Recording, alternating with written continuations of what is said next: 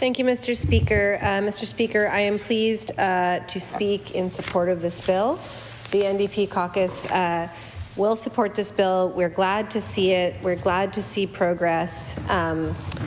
As I said on second reading, I would be remiss if I didn't point out that progress has been quite slow on this file. That included a court case with the government and hurdle after hurdle.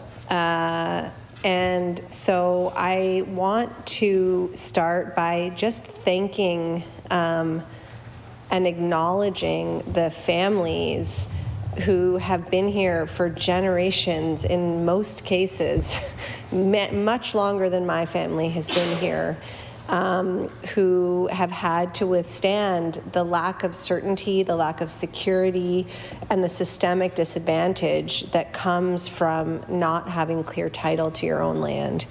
And so we are very pleased that that situation continues to move forward.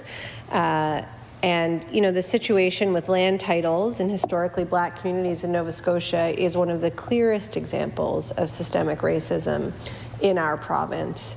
Land was given to the Loyalists in the 1800s, but only white settlers were given title. So everyone got land, but if you were white, you got title.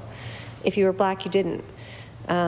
We know that property ownership and inheritance are significant sites of power and privilege in our society.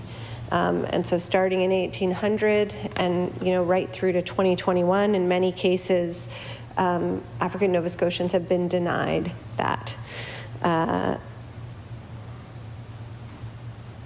want to note on that line that this hasn't been the case for everyone who is denied clear title. Some Acadians also experience that. But when the government determined that it wanted to remedy the situation, it was remedied. No one applied. It went quickly. It was cleared up. And that speed has not been applied and still isn't quite being applied for the communities that are impacted by this bill, which are North Preston, East Preston, Lincolnville, and Sunnyvale. It's encouraging that this is called the Land Titles Initiative Acceleration Act, but we still don't quite understand what the speed standards are here. How quickly will this happen? How much capacity has been created? We definitely applaud the appointment of Angela Simmons as the executive director of the program. It's incredibly encouraging. She has been a tireless champion for African Nova Scotian families, and on this file in particular, she has been working on it since she was a law student.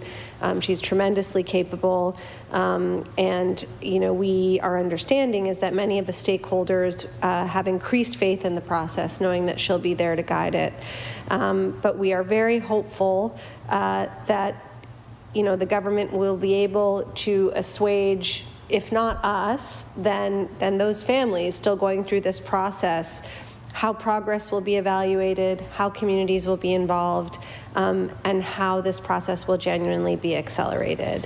So this is a great step in the right direction. We support the bill, and we hope that progress is swift and justice is as well. Thank you, Mr. Speaker.